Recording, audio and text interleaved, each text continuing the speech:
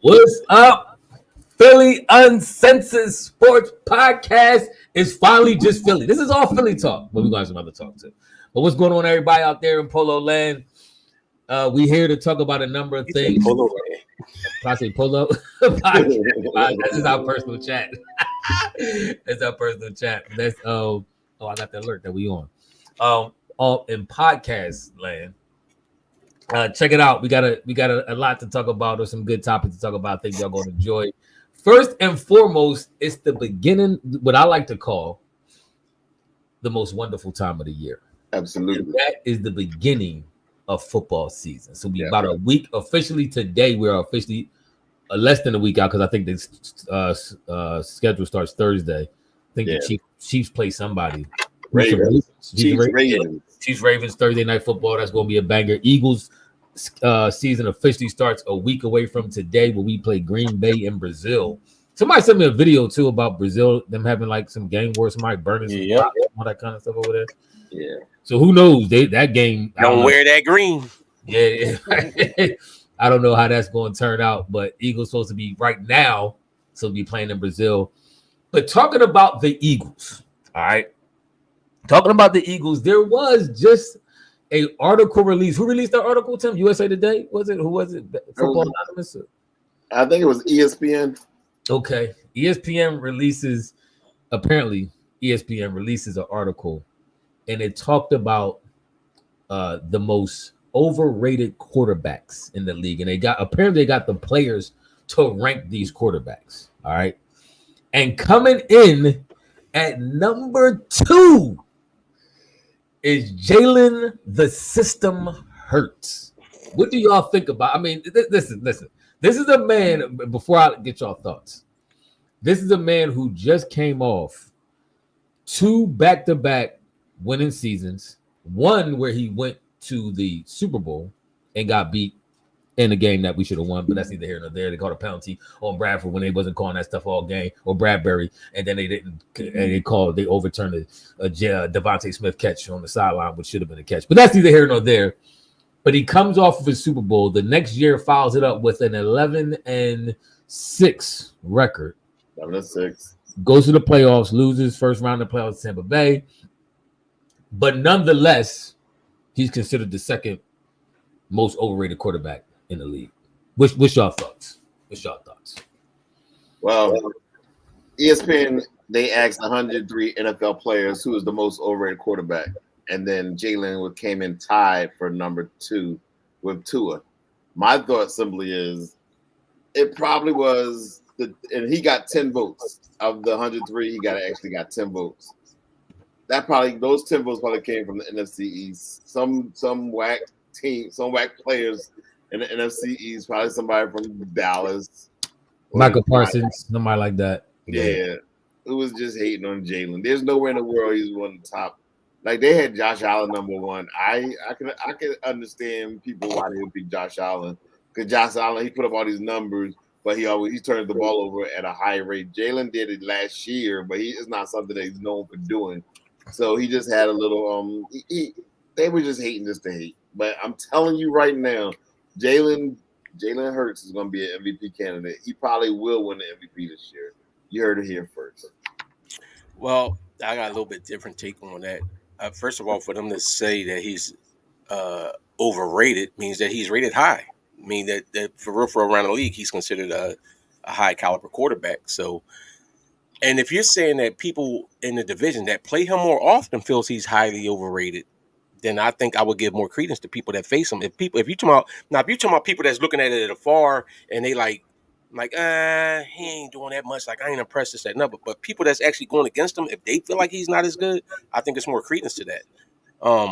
But we don't know who it is that's saying that. That being said,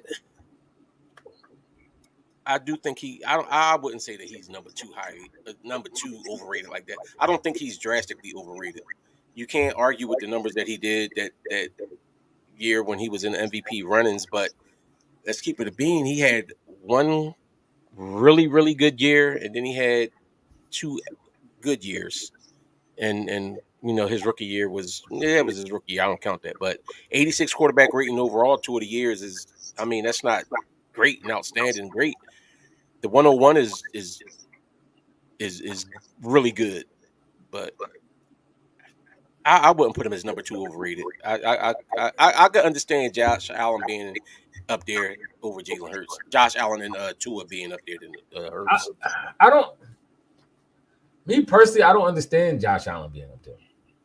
Josh Allen, I know he turned the ball over a lot, but where is Kirk Cousins at?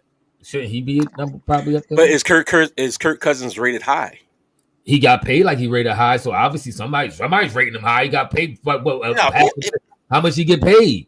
People getting paid because you got to pay the position, and that's your best option that you have.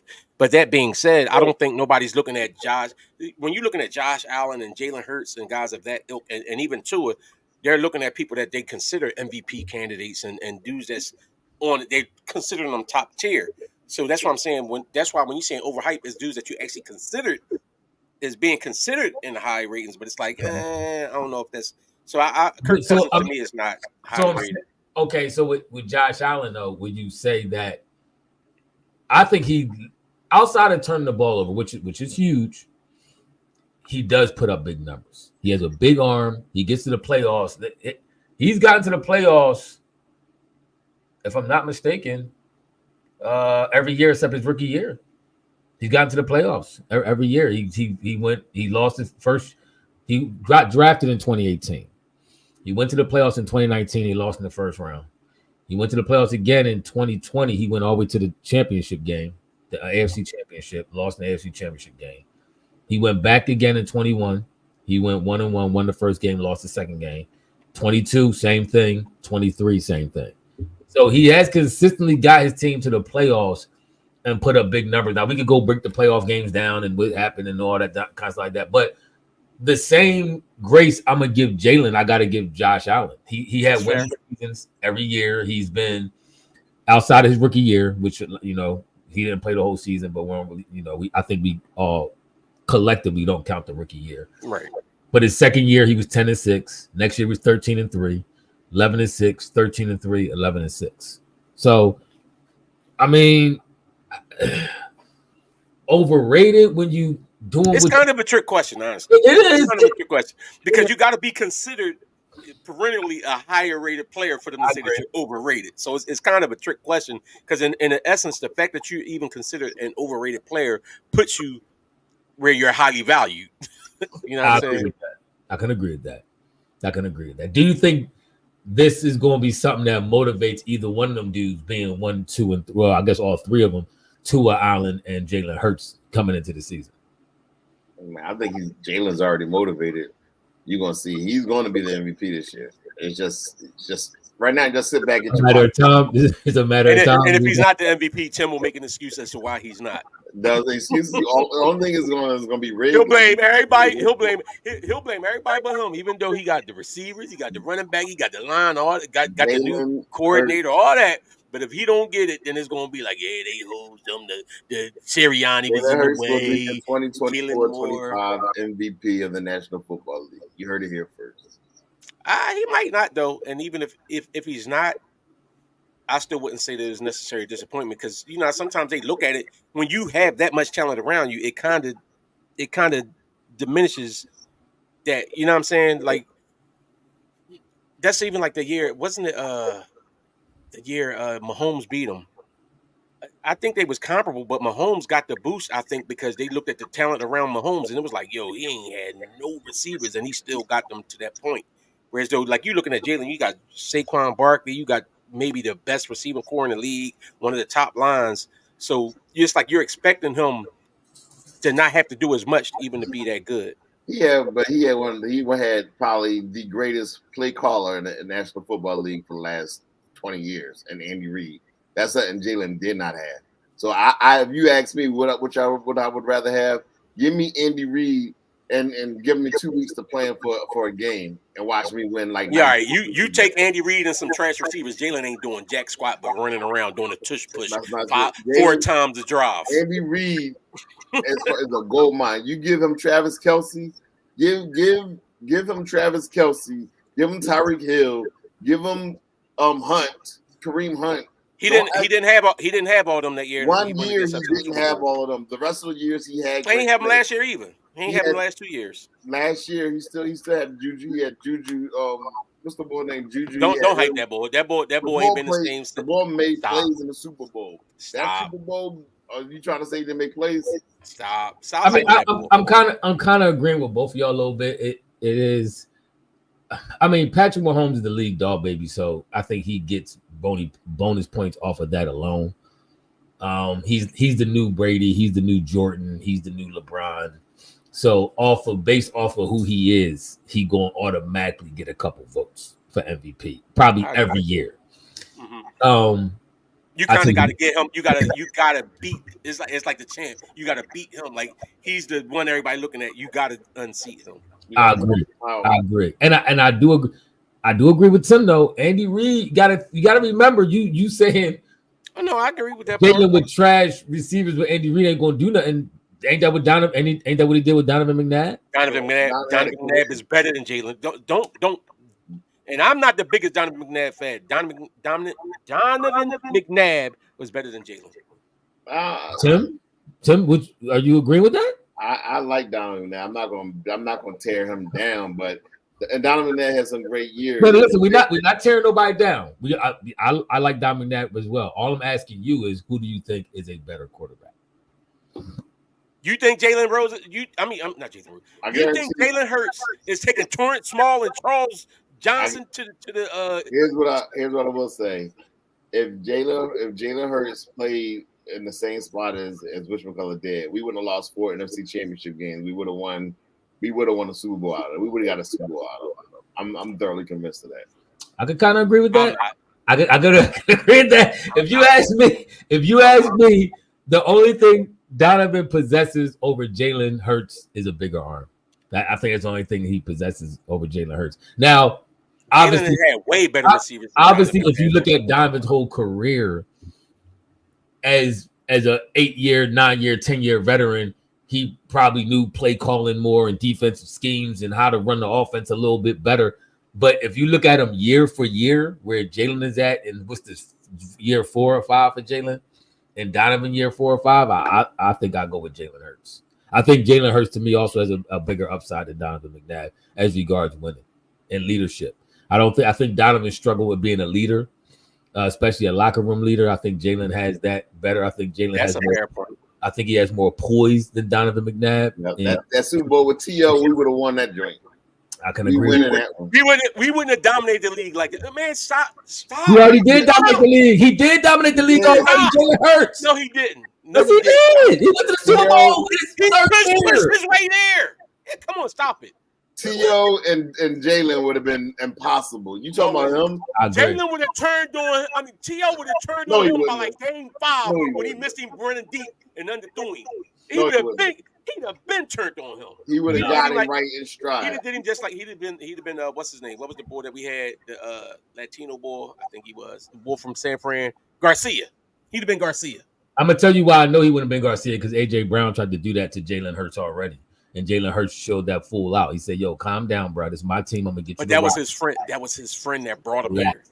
He wouldn't. T.O. McNabb was pretty friendly too, and he still snapped on him. But Jalen again, Jalen has better, I think, overall leadership qualities than McNabb. Yeah. This is just my personal. I agree with that part. So I think I don't know. To me, he will be, by the time he retires, a better Philadelphia Eagles quarterback than Donovan McNabb. In my opinion. I mean, I'm not going to say it's not possible, but let's not act like Jalen hasn't had way better talent around him early on in his career than Donovan. I agree. I agree. I agree. I absolutely agree with that. That's the one thing I think they did a disservice to that. I do agree that Peyton Manning was overrated at times. They might maybe mirroring each other, Peyton Manning and Josh Allen. Who knows? That's a good. I mean, Josh Allen had a good defense and couldn't get there. When they gave Peyton a dominating defense, he made it. Peyton always had crazy weapons, though. He had Edgerrin James. He had Marvin Harrison, which, truth be told, Marvin Harrison, he'll name it come up later in this conversation we're going to have, but he don't get consideration enough for how great of a wide receiver he is. In my personal opinion, he's in my top 10, maybe in my top 5 if I keep, needling my list a little bit more. But he had Reggie Wayne, he had Clark, tight end Bull. He had always had a great offensive line. Peyton had some. He had what it took to carry offense to the Super Bowl, in my opinion. No, I'm good. So wait. Real quick though.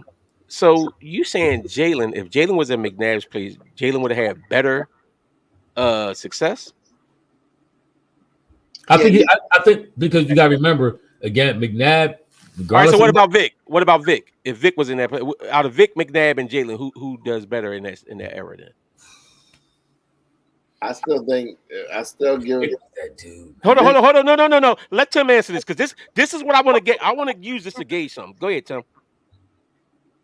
The only thing is my concern. No, go say what you was about to say before Ephraim started talking. No, you cut everybody else off. What I'm saying is, no, I didn't, because Ephraim was about to answer. I didn't want him to jade what you was about to say. This foolishness you was about to say. Say this. No, Jalen Hurts. I still take Jalen Hurts only because with Vic is the talent that is like once in a lifetime talent, but that the smartness of okay, I shouldn't take that hit. Let me slide. Let me get down. He did a lot of things that was kind of goofy. His career. His career probably could be prolonged. Jalen did play smarter, and he didn't always necessarily play the smart way. So maybe if he had Andy Reid the entire career from start, maybe Mike Vick. But as far as Jalen coming in being ready, I'm telling you, Mike Vick to me. Mike Vick is the football. We putting Andy Reid into the. Mike Vick is the football Allen Iverson. I think if he would have, Mike Vick admittedly did not watch enough game film, did not practice enough, did not study enough, wasn't critical enough about the details to make him a great quarterback. Because he didn't have great coaching. So, I mean, you can, but it depends on what you do with it. I think where he was at mentally, I don't think it would have mattered who his coach was. Vic had like a different coach like every year. Let me get it out. Go ahead. My bad. Go ahead. Jalen Hurts' personality is he's like he's a coach. He's like a Brunson, right? Jalen Brunson realizes I don't have all these gifts that a lot of people possess. I don't have the height. I don't have the athletic ability. I don't have the speed, but I have intangibles and I have a vicious work ethic that will allow me to be better than dudes who had the talent. As the phrase goes, it's not about the skill of the man, it's about the will of the man. And Jalen Hurts to me don't have the speed of Michael Vick. He don't have a big arm of Michael Vick, but he has other intangibles just mentally going into the game, his work ethic, his preparation, which prepares him for the moment. And because of that, I think long term he will end up being more successful than Michael Vick. Michael Vick was the most dynamic offensive weapon I think we may ever see grace the football field. But he didn't put it all together to make himself a great quarterback. So I think long term, Jalen's gonna be better. He's gonna have a better career than Michael. That wasn't the question. The question was if he was in that spot where Andy Reid, because Tim said that if Jalen was in the spot where Donovan was with Andy Reid as his coach, that he would have been better and he would have won at least a Super Bowl under Andy Reid and did all these other things. If you gave Jalen Shady Michael, it was a phrase my kids always say. It was a little jingle they sung. They were like Shady Michael Vick, the Deshaun Jackson. If he had had Shady, Deshaun, and the bull, what was his name? The other receiver we had, Macklin. If Hurts would have had them, he'd have did his thing. We could have won a Super Bowl. How many years did Vic had that? Vic, wasn't that with Chip Kelly when Vic had that? He had that with he had Chip that Kelly with, wrecked it. He had it with Chip Kelly too. He had it with Andy Reid and Chip. Yeah. Andy Reid brought Mike Vick in. Remember, he got to the playoffs and we lost.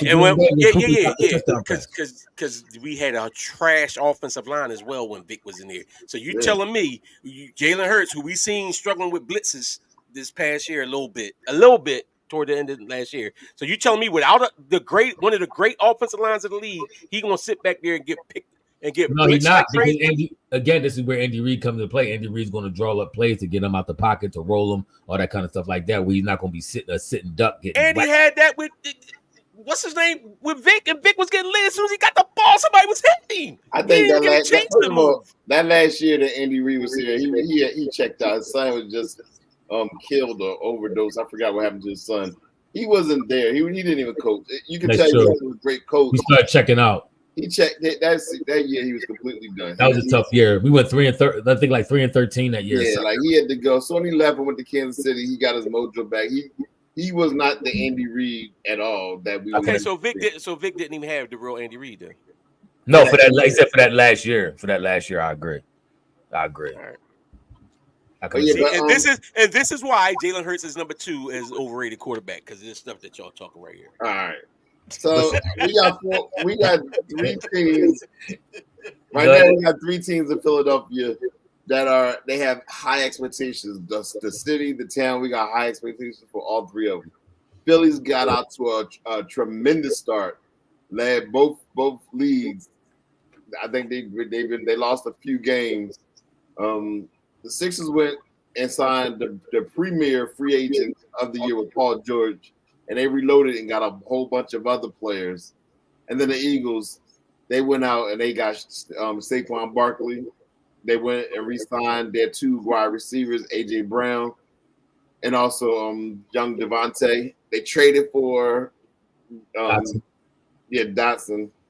So now I'm asking y'all, which of the 3 teams in the city has the highest expectations to win this year? Sidebar: Phillies are getting waxed. By the way, they're down 7-2 to the Braves right now in the 8th inning as we speak. That's right. They beat the Braves last night. But that was good. I missed that one. Eagles. I think it's Eagles, Sixers, Phillies. In my opinion, that's the yes. The Eagles, Sixers, Phillies. I You think said the highest expectations. Is that what the question was? Okay.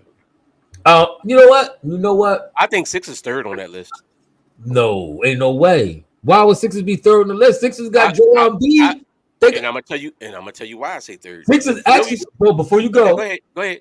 Sixers actually might be 1 on my list. Sixers might be 1. Mm-hmm. It might be Sixers, then it might be the Eagles. And the reason why I say that is because this is a whole new situation, at least offense and defense for the Eagles. So a lot of time when you get them first year, you get the offense under your belt, first year offense and defense for your coordinators. More than likely, I think most people give you a realistic grace period. But I think we have so many weapons with Saquon. I think the Saquon Barkley signing kind of catapults the Eagles up a little higher. But the signing of Paul George and all the moves that we made in the offseason, if Sixers ain't 1, they 2. But I might have to revamp. I think Sixers might be 1. You kind of contradicting yourself because the Sixers got basically a whole new roster. So, and we know that when teams make big trades like that, and like when Brown first went to Miami or whatever. I got something for that, but go ahead. But my main reason why I'm saying to me 6 is 3rd on that list, the Sixers haven't got past the 2nd round yet. So I don't know what your expectations are for the Phillies was just in the World Series the year before last. But that's why and the Eagles was just in the Super Bowl the year. So both of these teams have reached the championship and have tweaked and made their team better. So I'm just saying expectation-wise, I think that you would expect that they would be better. Me personally, I want the Sixers got to do better. I'm saying for what they've done. I mean, they got to do better than what they have done. But the Sixers have made it past the 2nd round yet. So I have higher expectations. I'll be more disappointed in the Sixers, but I have higher expectations for the other 2 teams. So if you're going to be more disappointed when your expectation, then would that mean that your expectations is higher? Yes. No. What I'm saying is because I expect the Sixers all these years, we've gone through this. And this is supposed to be all the big movement. Maxi's coming into his own. Embiid is playing at this high level. And then you have you bringing in Paul George and you revamp this roster. But I'm saying if we're talking about expectations, I'm expecting the Phillies who've been to a championship and been in deep into the playoffs, and the Eagles who've been to a championship and lost, who's also revamped their rosters. I expect them more to be in a better position to win it all. If we talking about winning it all, or you just talking about winning in period, like just winning. But if we talking about winning it all, I expect those two teams that have been to the championship to have a better chance to win it. Okay, go ahead. I can agree with that. Go ahead. I want to add a little end wrinkle on that. Go ahead, Tim. No, this is kind of tough for me. I think the Phillies actually have the higher expectations. The way they got with that roster, the way they started out on fire. They held that lead for months. This tailspin. They had some injuries though. The fact that that's true. But this tailspin that they're in, where they lost almost like 4 out of 5 series. I mean, they won that last 2. And they still only like one game out of the top seed in the conference. Yeah, so the Phillies, if they were to lose in the league, Philly, that'd be the biggest disappointment out of everything. But Joel Embiid, with that being said, the 76ers cannot not get out the second round of the playoffs. They have to make it to the Eastern Conference championship. They got to get there. They must be a representative. There is no excuse not to be a representative. I can agree with that. I guess when you asked the question about expectation, I'm thinking my mind went to who has the most pressure to win. I think. Now if you talking about the most pressure to win, I agree with you. I'm saying I think the Sixers have the most pressure because I think you buy yourself some grace when you at least get to the last game. Eagles got to the last game 2 years ago. Philly got to the last game last year. Exactly. So when you already make it, I do think you buy yourself some grace. Now, I do agree with Wayne when you talk about expectation. Your expectation is since you've been there and you retool, then you should be back. But I'm adding a tweak to Tim's comment. I think the most pressure lies on the Sixers. No, I agree with that. They haven't cracked that ceiling of the second round yet. And if they don't this year, if outside of catastrophic injuries, be the Paul George and Maxey, if they don't crack that roof for the second round this year, people going to start talking about. But I don't even know if you could put that caveat on it because that's been the issue. It's been Embiid being hurt and like last. It's a shame because last year, like you can't keep using that caveat. That's why I'm saying I agree with you with the most pressures on the Sixers and it'll be the most disappointing because he's hurt every year. This time it's supposed to be a roster big enough where you can rest him. You got the backup center that you said you needed. Unless you're talking about like 5 or 6 players get hurt and like key players get hurt, then to me, the Maxey's supposed to be coming into his own. He got the big contract. He's supposed to be next up. If not him this year, you know what I'm saying? So Bede and Maxey both bordering on superstar status. You know what I'm saying? So I can agree. Agree. But Embiid got to get it done, though. It comes down. You keep saying Embiid. There's levels because why I said Embiid because Embiid is he's supposed to be the franchise. He's the process, and he is the one. Because truth be told, Embiid kind of got exposed in this whole Olympics. I ain't want to bring this up. I ain't want to sound like I'm an Embiid basher, but Embiid got exposed. Why you say he got exposed? Because Embiid, the world saw his deficiencies. And what I seen over the years, the world actually got to see how lazy he could be on defense, how the ball got stuck in his hands, how sometimes he's unplayable against certain talents. All that was on hand in the Olympics. And so now at this point, and I'm telling you, what's going to happen is y'all forgot, y'all memory hole, everything that went on that 3 weeks in the Olympics. When Embiid was really bad outside of one game, he wasn't that good. You mean like when Steph Curry was bad until the last 2 games too? Yeah, but Steph Curry took over. That doesn't matter because first of all, Steph Curry got 4 championships. But besides the 4, two, and then KD. No, but you putting all this. No. You putting all this credit on the Super Bowl. Don't do that. So don't do that. He got 4 doing 4. But you know what's funny though, real quick, because I know Ephraim got something to say about that. But what's funny though is Tim the same one. Whereas though, if the Eagles don't, with all this stacked roster the Eagles got offensively, if they don't get it, he's going to find a way not to blame Jalen Hurts. But now with the It's Sixers, not going to be his fault. even if exactly, see, that's what I'm saying. So I know Jalen is going to ball out. I don't care. But I know that. I don't Listen, care what you're Joel's saying. going to wet the bed, Joe, and I won't. understand that, but see, we're talking about. See, we're not talking about your feelings. Get out your feminine feelings. I'm talking We're facts. talking about if, like, for instance, against the Knicks, B still averaged 30 points a game. So you know what I'm saying. So was he the reason they lost? Yes. Just because somebody put up 30, you got to look. He wasn't the reason they lost. The same way Jalen Hurts in the Super Bowl wasn't the reason the Eagles lost. He did his job. But see, you won't put it on. You're not going to say, well, Jalen, the quarterback, he get all the praise. He going to get all the whatever. But with Embiid, even if he does his job. If you can't put your team over the top. And we saw he was playing with the best talent in the NBA. He was playing with them for 3 weeks. And then in a couple games, he couldn't even get inside the game. And so what did he do in that game against Joker? He hit 3 shots against Joker. What did he do in the game against Joker? No, and he also got Joker in foul trouble. He played well against Joker. Joker was killing. Embiid plays well against the Joker. That's we all understand that. But guess what? There's 29 other teams in the NBA. And every time he ain't gonna be playing against, he's not gonna be playing. And he averaged 30-something points a game against all 29 teams. Doesn't matter. He won't see those other teams because he can't get out the playoffs. I don't want to hold that as much weight as Tim is holding for the Olympics. Because in my mind, the Olympics was all about the big three. Everybody else was just getting in where they fit in. Ant got in where he fit in. Devin Booker, who's a dude who dropped almost 80 points. He dropped 72 points in the game. He was a role player when it came to the big three.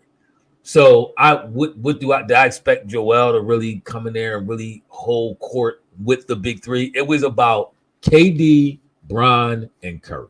That was it. That was it. I guarantee I wouldn't have been mad if Joel had the same performance as AD throughout the tournament.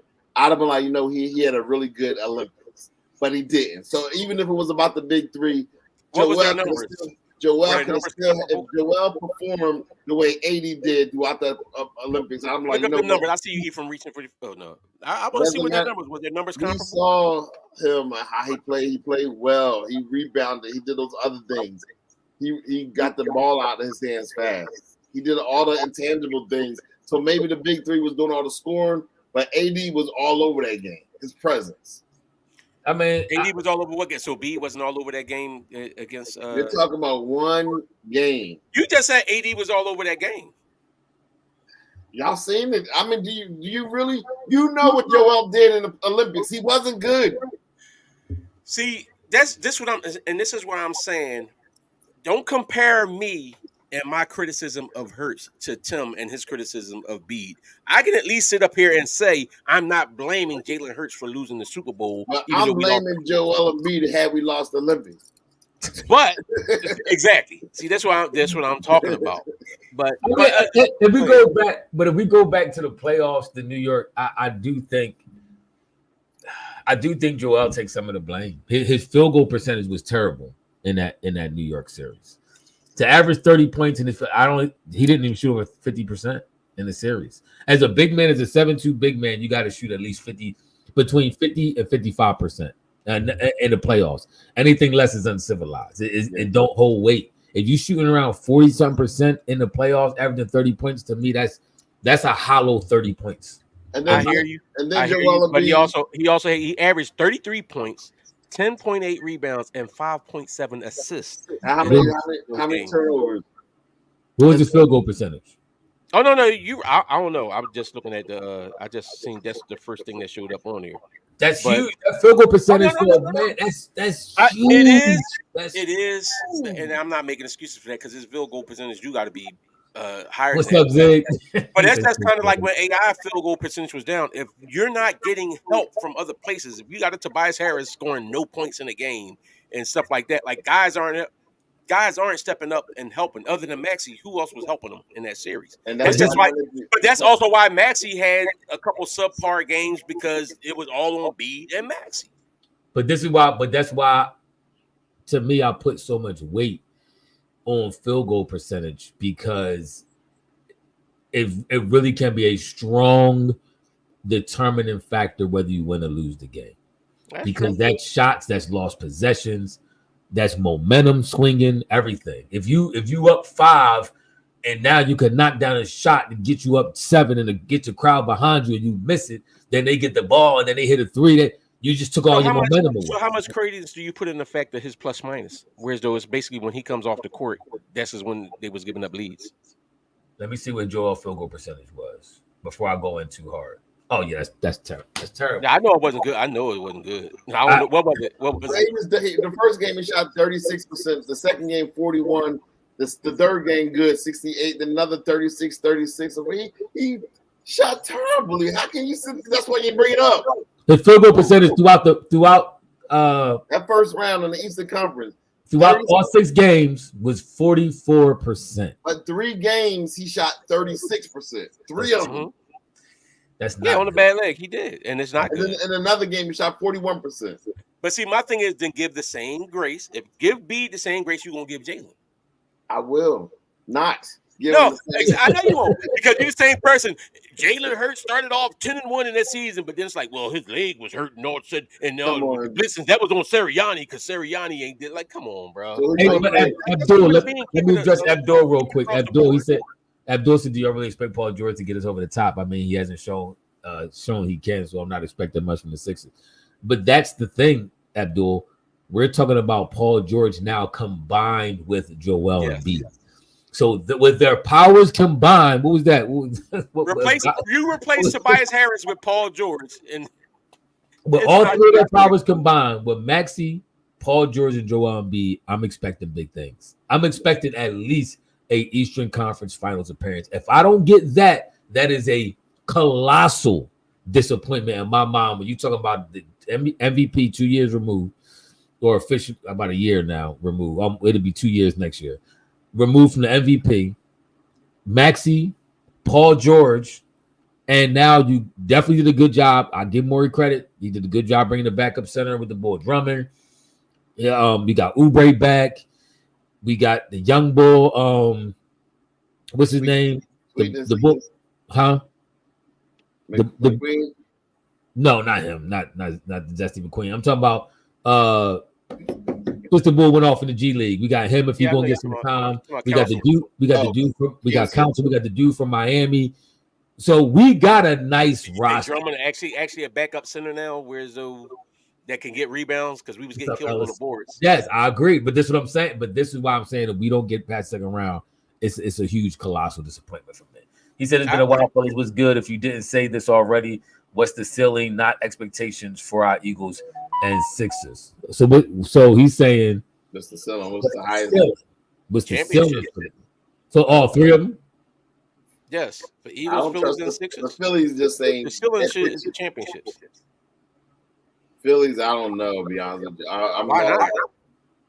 They got the second best record in the major leagues. But they've been falling apart. They have been falling apart the last month. But I'm saying if you notice, if you know anything about the Phillies, the last couple years, even when they made it to the World Series and last year, they started out horrible and got hot late. So now this year they started off good and got horrible. Okay, no, they started off good and then they hit a lull and they're still up there. So who's to say they're not going to get hot again toward the end of the season? But this is the end of the season. No, it's not. We got like 20 years. I'm gonna give it 20 years. They 70, 79. And they're still the second best team in the major leagues. I reckon it's 79 and 53, I think it is, or something. Mm-hmm. And look at everybody, and look at the standings, and see where they are as in the league. It's 79 and 56. So we only they play a total of what, 160? Yeah, the only team with a better record than them right now is the Dodgers, and they're 80 and 54. Well, let's see. So and the Phillies actually have a higher winning percentage. The Phillies have the Dodgers have a higher winning percentage. That's the only team that has a higher winning percentage than the Phillies this year. Even with the Phillies going through that bad stretch with injuries and everything. As far as ceiling is concerned with the Eagles, my ceiling is the Super Bowl. The only thing that will stop us from going to the Super Bowl is the fact that we do have a brand new center that's calling plays right now. So I just don't know. I agree with Tim. And like you got the great Jalen Hurts, and you got all these receivers, and you got one of the best running backs in the league. I ain't trying to hear it. My concern is the defense more than anything. That's what I'm saying. You got CJ. Go ahead. I'm concerned about like the secondary. I think we shored up the secondary. I like everybody in our secondary. DJ get hurt. Matt what you call like I heard? Yeah, he out. Bradbury. I'm not mad at Bradbury getting hurt. Is it? I thought it was CJ Gardner. It's not CJ Gardner Johnson. No, it's Bradbury. Bradbury gonna be out 6 to 8. That might be one of those phantom injuries that we just want to hold you in the roster. So all of a sudden you got a tweet. They be doing that sometime. But CJ Gardner Johnson is back. Right. We brought Maddox back. That was huge, and that was huge. I like Maddox. Y'all know I like Maddox. And then the boy Quinyon Mitchell. They said he's a starter, but he's our slot. And then you got Slay, and then Isaiah Rodgers. Our secondary is okay. My concern is the linebackers. I don't trust the linebackers. Yes. And we need what you call it, those two tackles because Cox is going. We need them tackles to hold up. Ellis, I agree. That Bear game on 1,000 right now. Shout out to you. Update number 8. If you know, you know. Yeah, they finally joined in. So, all right. Yeah, I agree with Tim. Eagles Super Bowl 6 to me. We talking about ceiling. So we talking about what's the top? I think Boston is still a great team. I can't. To me, their ceiling in my mind is the Eastern Conference Finals, and if you got to beat Boston, you got to be. And I can't right now. I don't think they're good enough. On paper, they are, but as a team, I don't think they're good enough right now to beat Boston. So right now, in my mind, their ceiling is the Eastern Conference Finals. All right, so along those lines, then, right? So then, which team out of those three are the best? Is any of those teams the best team in their division? Not division, their conference. They could be. I think. Do you think the Eagles are the best team in the NFC? So who's the top 3 teams in the NFC? 49ers. 49ers and who? 49ers, Eagles, and maybe Green Bay. Is Detroit up there? Detroit definitely. Then you got 4. But I'm saying, you consider the Eagles the best team in the conference. We got. I just don't. Don't stutter now because you just came in. When I first asked, you said, "Yeah." We lost the Hall of Fame center. That's important. Hey, Ziggy, that's what it is. Got to playing with our powers combined. Go ahead. Listen. So Tim, you don't think the Eagles? What you saying? The Eagles still ain't the Super Bowl? He trying to make it. He trying to make excuses. As far as the offense and our skill players, we got the quarter, we got the running back. If Saquon stay healthy, we good. We got the receivers. AJ, I love all 3 of our receivers. All 3. I mean, the receivers we got the best receivers in the league. If you add up all 3, those 3 together is the best. I agree. And one of the best running backs. And I'm talking about with Saquon, and then even with the backup, the boy that we had, I like him too. Oh, and according to you, we got the best quarterback too. So what's the problem? And that's why I'm saying the Super Bowl is our ceiling. So that's why I'm asking you. Because I think an argument can be made for baseball that the Dodgers is between the Phillies and the Dodgers as the best team in baseball. I mean in the conference because they're both in the same league or whatever, the National League. The Sixers, to Ephraim's point that he just made, Boston is still the best team. Until somebody beat them, Boston is the best team in the NBA. In the NBA, in my opinion, in the East. And then you also have the Eagles. The Sixers also have. See, to me, the Phillies. I think the Sixers have the most competition to win. The Eagles, in my opinion, they should be that team. All right, and I wouldn't have felt that way about the player though. Between the Boston and the Sixers, who has the best player? Oh, the Eagles. I said between the Boston and the Sixers. I mean Sixers. And Joel Embiid, right? Yeah. And that's why I have more expectations for Joel Embiid getting us over. That makes 0 sense. If we're talking about teams, you're not talking about just simple our players. team. First of all, Joel. You taking Joel Embiid over Tatum? Yeah. You told me last year. You told me last year you think Tatum is better. You take Tatum over Joel. The reason why I would take Tatum is because Joel between the ears is where we get foggy. But as far as pure talent, and Tatum is so solid between the ears in his gameplay. I mean, not Jalen. I'm talking about Tatum. I don't know if that's Jalen. Yeah, truth be told, I'm leaning toward Jaylen Brown now. No, but you said Tatum. was the better. You said to Ephraim's point that he just made. You said Tatum was. I said that before, but like I said, truth be told, I'm leaning toward Jaylen Brown right now as being an overall because Tatum kind of he been a little shaky too. But at least I'm honest to admit it. You're not honest to admit that Joel Embiid wets the bed every year. I mean, 30, 10, and 5 is not necessarily wetting the bed, but 30, okay. 10, and 5 with losses of shooting 36%. Okay. That's for that you could. I mean, you want to give Jalen. You act All like that Boston team wasn't stacked. You got Brown and Tatum on that team, where Brown doesn't have. Neither one of them has to worry about being the guy on that team. No, Jaylen Brown is the guy. He's the closer.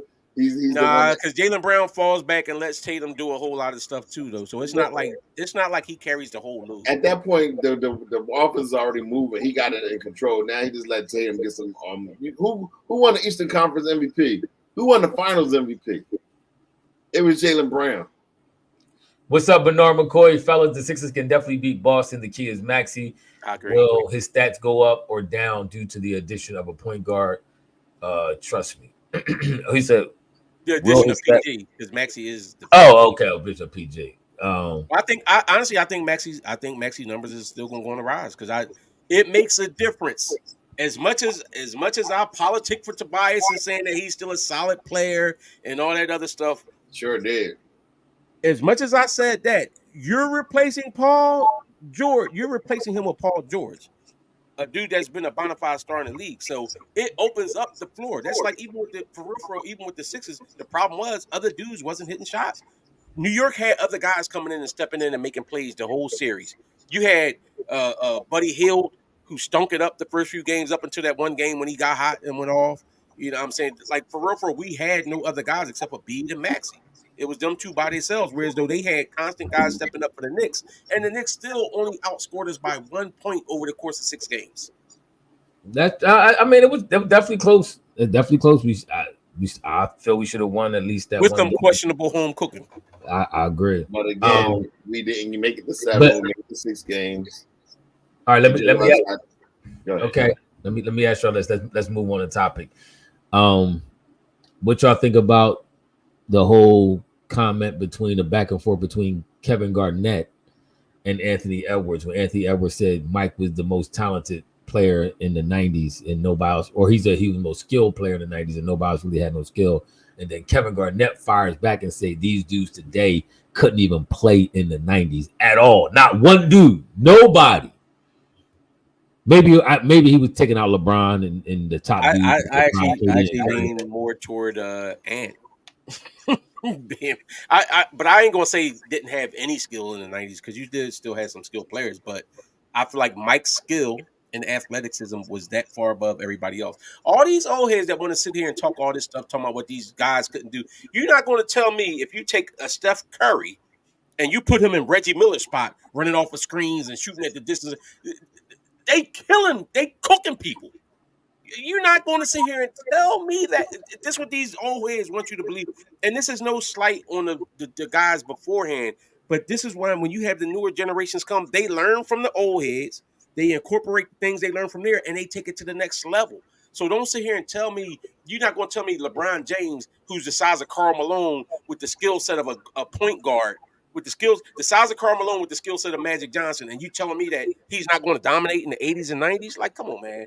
This is where old heads got to chill, for real. No, I think that was disrespectful. At least be a student of the game before you say something dumb like that.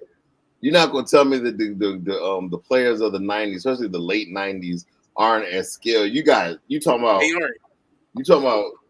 I'm looking at Steve Francis and Latrell Sprewell and like all of these guys. Latrell Sprewell couldn't even go to his right hand. He was a left. It don't matter. Everybody can go on that right hand. But we're talking about skill. You're talking about skill. You're not talking about how good.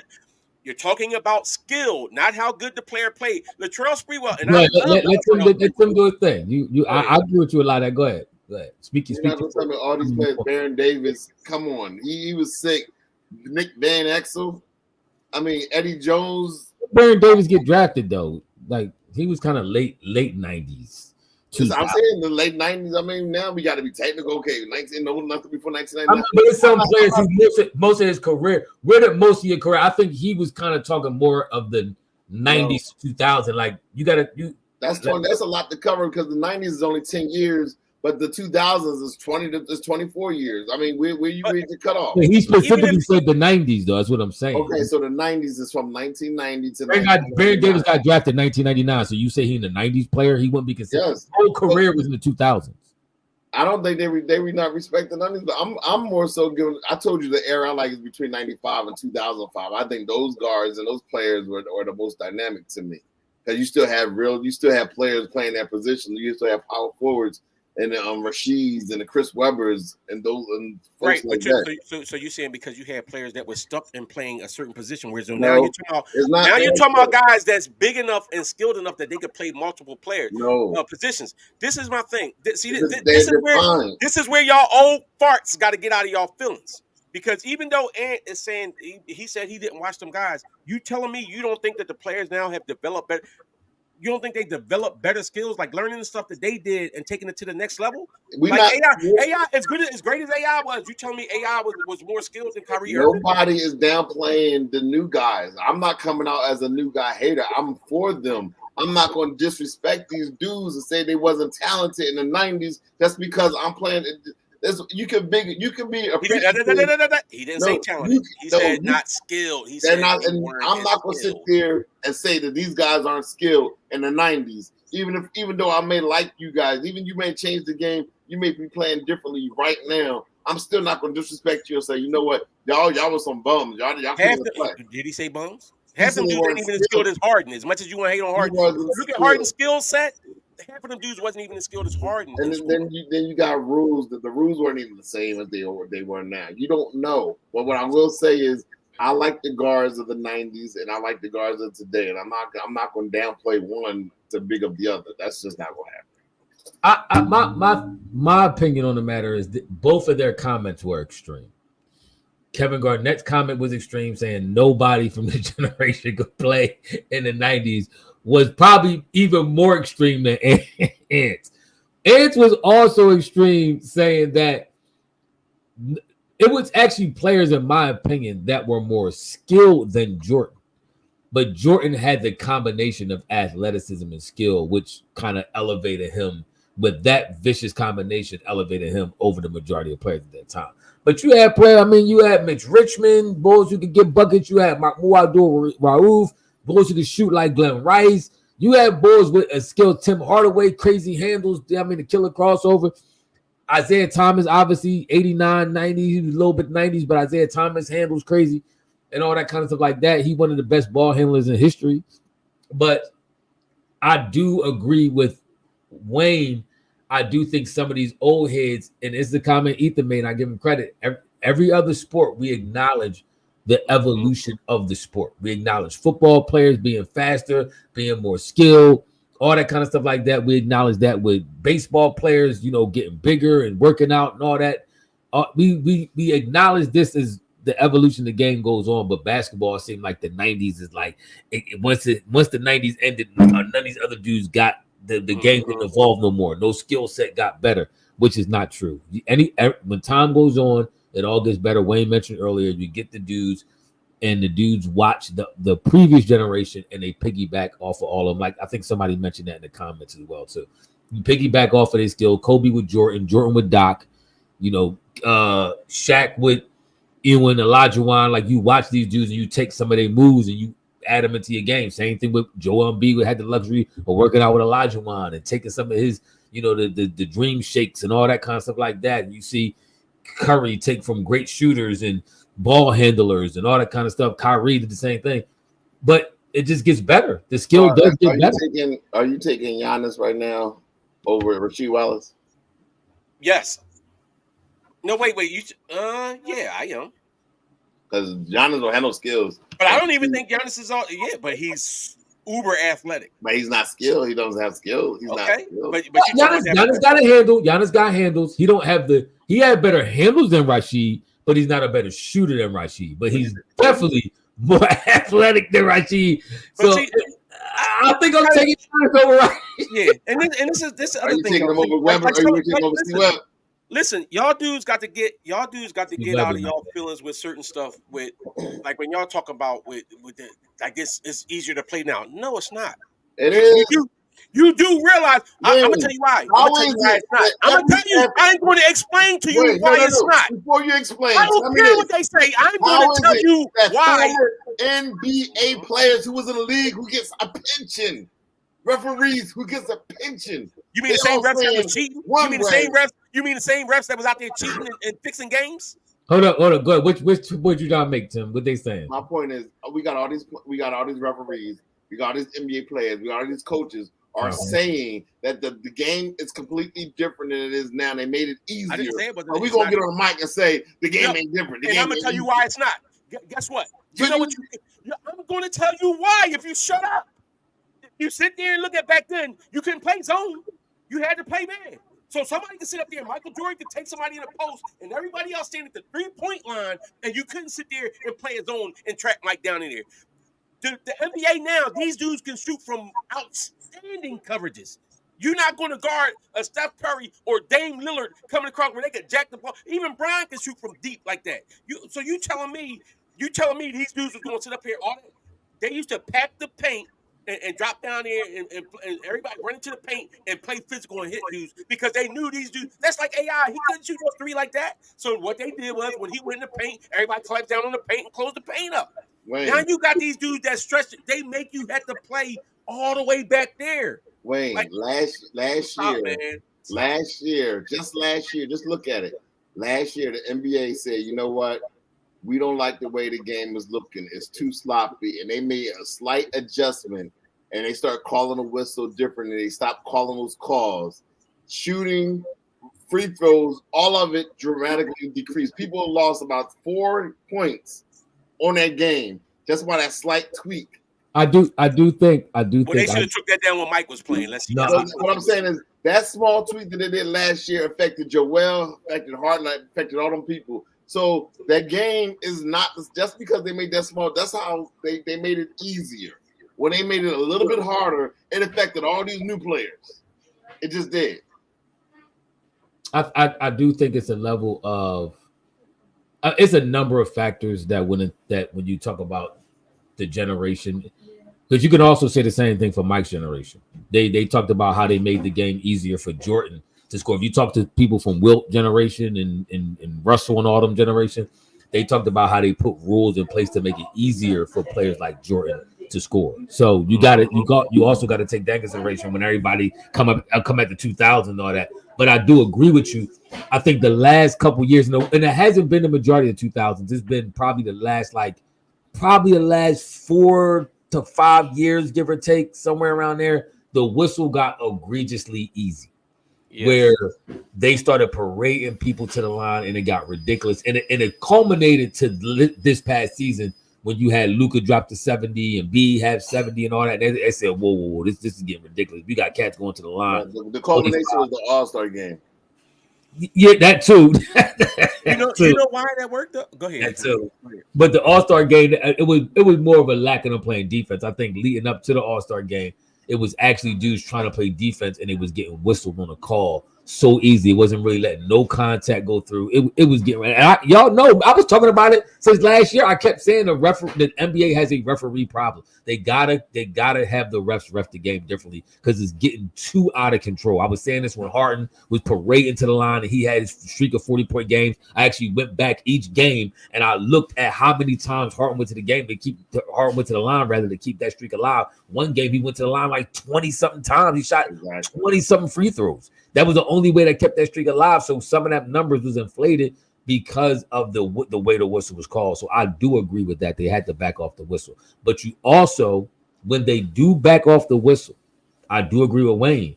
The man coverage that they was able to play when Jordan could just back somebody in, do a little shake and turn around and shoot it and all that. Those offensive sets, you rarely ever see them now because of zone coverages, because of boxing ones and all this other stuff people can run. You really never see somebody get a one-on-one type of look like that now. So that Let does them do that. Let them do that against Embiid. Let me see what Embiid do if you can't come down there and run no zone and have Tatum and them sitting there waiting in the wings, and as soon as he go down there, they jumping down there smacking it. Let Embiid go one-on-one with everybody and see What what gonna happens. do? Joel gonna be at the free throw line, or he gonna be out at the 3-point line. All right, you keep fronting like you don't see what the man can do. Stop hyping him. You seen him. It ain't about hyping them, but You just this seen him what fall. y'all keep saying about this, the rules and stuff like that. The rules, them dudes, and listen, Ruzilla, I agree. They weren't coached. This was the problem back then. The main thing, you had dudes like Larry Brown that would be like, "Oh, you got to play the right way. Your point guard got to be Eric Snow and come up. Allen Iverson can't be your point guard with Larry Hughes running your 2 guard. You got to move Allen Iverson to 2 guard because he doesn't come up and just bounce the ball and then pass it. Like that's the coaching that you was dealing with like in the 90s and stuff like that. You were dealing with dudes like that or dudes like George Karl and stuff like that. Dudes that was stuck in their way. And I'm talking about playing ball. You had these guys where as though if Larry Brown would have had Dirk Nowitzki, he would have had Dirk Nowitzki playing like Rick Smits. He wouldn't have had Dirk coming down here shooting threes and shooting fadeaways and all that. He would have told him, "You're big, get in the box." This is the coaching that you had, and this is the way they played. And that's why I'm saying, I'm not saying that the players wasn't skilled. I'm not saying that the players wasn't talented and athletic, but the skill set wasn't there because it wasn't being coached. Where though you got somebody like AD who grew up playing point guard, so then once he got bigger, he had actually like where he had a handle and had a mid-range shot and stuff like that. These dudes was developing guard-type games early on so that they could actually – Shaq actually had a handle. They could dribble and go coast to coast. But it's like, no, big fella, get off the ball, give it to the guard. Like, come on, bro. So that means that if they was able to play in today's game, they'd be better because they'd be bigger. You can say that, but guess what guess what else they might not do? You just said they had no skills. You're right, but this is what the other part about the skills though. You work on skills. These dudes nowadays be working all year round. Joel's not working all around. No. Hassan, bro, real quick. Shout out Ellis. Shout out to you and your young boy, man. Tell your son we said what's up. I know you said he gave us a shout out earlier. Before you take your young boy to bed, I'm taking the Eagles over Green Bay in the Brazil game. I do like the young boy Love, but I'm going Eagles. I'm definitely going Eagles. The score is going to be 30. We're going to put up. It's going to be like 33 to like 20, 24 or something like that. It's going. It ain't going to be a complete rout because I like Green Bay's offense, but I'm looking at about 33-24. Only problem is the Eagles don't play their starters, so they might come out a little rusty. That's true. That's a good point. But Jordan Love he didn't even start the playoffs, not the playoffs, but the preseason even. Because he had just signed his contract, he had to warm up and everything. So ain't nobody play. So it's everybody the same page. But to the point that I was making before we started talking about that, these guys, they do work out here, right? You sit there and say, it's no way Joel Embiid started playing basketball at the age of 17, and for him to have the bag that he has offensively, it's no way he don't work on that offensive bag. Joel has been in the United States since he was 16 years old. They was recruiting him, and at this point, he can't. It's no way he still got half his life, most of his life. He don't even remember Cameroon. There's no way you develop that offensive bag unless you're the same way with Harden. There's no way you develop those offensive skill sets without working on. These dudes work on them all year round. I'll say this. I do think the greats work on it. There's some dudes who don't work on the game all year round. Who? Barkley. I'm talking about the greats nowadays. Like most of the boys who exceed to a whole nother level. Like obviously LeBron, KD, Curry, the Devin Bookers and all them kind of stuff like that. DeMar DeRozan, I think them dudes actually do work on their game all year. Beat is a question mark to me. I know Wayne Cat, go hard for Beat, he cape up for Beat, but Beat is a question mark to me as to whether how much he really fine tunes not just his game but his body. These great players, it's a whole process of getting your mind, body, and game right for the season, and that's why you consistently see these dudes have great seasons going into the playoffs, have great playoff runs. Because careers playing like 15 to 20 years. I agree. Off after 9 years. I agree because this is like smoking cigars and drinking. Yeah, but it's still only a number of dudes that do that. I don't think. If you look at all this podcast. They not doing that. Tyrese does it. I know Tyrese put the work in. I know KD. He does. Maxey, and KD is married to the basketball, so I know KD is gonna be playing. Likewise, Ellis. Harden. Like if you look at all these dudes when they come back in their offensive back, Harden is another question mark because Harden get another question mark because he gets sloppy on the off season. He put the no.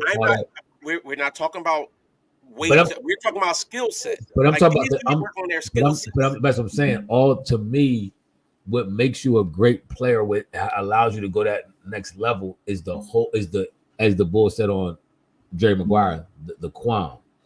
You got to do the body. You got to do the skill set. It's all combined in one. And that's what allows you to be great consistently year after year after year and be on that level. It just I don't think everybody does that. I don't think it's was the greats back then working out all off season and taking care of their body all like that. Some more. I will say the majority wasn't. I say the majority of the greats was doing it more than the other. I remember Kobe Bryant got into the league. That's one thing he said surprised him was how much dudes did not really work on their body and their game consistently. Exactly. But I think I don't think that's changed. I think that's the same thing today. I think it's you have a number of dudes. You may have more. I do agree. I think it's more because they kind of used to that work ethic. They've been doing it since college, since high school. So I do think you have more than you did back then. But I still think it's a number of dudes who get in the NBA and take their time 6 months. And they use the season to get in shape.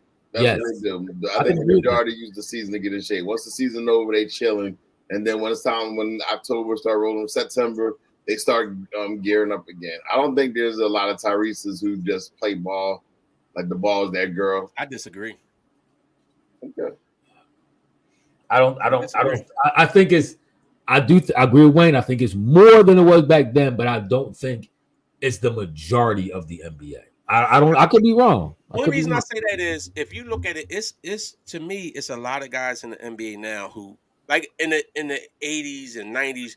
Them dudes, that's like Magic and them dudes. They sit there and they ran ball, then they out there with a whole bunch of girls and doing all this, that, and the other. Like a lot of these young boys nowadays, they came up in this era of you playing AAU in order to make that team. There's so much competition. These young boys is out there and they working on their game early. Whereas though the point is, you not even gonna make there if you're not putting in a lot of work. Like that's just like when you sit there and you talking about. Like I remember, like even looking at Iguodala, I remember going to watch the Sixers versus Boston. And as horrible as Iggy used to shoot at times from three for the Sixers, I remember looking at him coming up before the game, and he shot like 200 threes and was netting them Jones. Like he was just out there like, what? Like seeing what dudes, a lot of these dudes shoot so many times and do so much repetition in their game and practice. Them dudes in the 80s and 90s wasn't doing it on that level. Most of them. I can't say. I'm not going to speak for them and disparage them. You don't know. You just look at body types. Go look at body types and tell me who was all working out all like that back then. They all lean. You running up and down the court. You got that cardio. They wasn't all lean. Everybody Sam Perkins was lean. I mean, I think it's more of a I think it's more a concerted effort to keep your body right. Joker leaner than he was. Is he lean? Joker or Luka. They Europeans. They don't count. Them Europeans. They built different. It's like Russian. Like the Russian bear ain't really had no muscles. He's a whole bunch of bulk. He's like the incredible bulk ball. He wasn't ripped up. He wasn't like Ronnie Coleman or nothing. You know what I mean?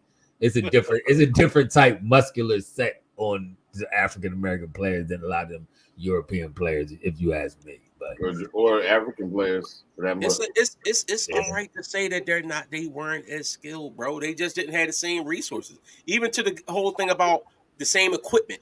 Basketball players, the same knowledge. You're supposed to get better. Like the point that I was making in our polo earlier when we was talking. This is what you're supposed to do. Is an OG, a real OG?